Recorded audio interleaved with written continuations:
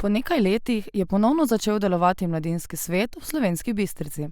Namen sveta je povezovanje mladih v občini. Več o njihovih glavnih nalogah je povedal na novo izvoljen predsednik Jon Luka Obrul.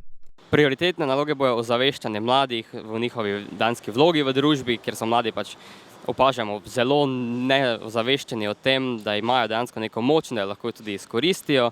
Zastopali bomo interese mladih, skušali čim bolj zvabiti, da se vključujejo v mladinsko politiko, jih tudi izobraziti o tem.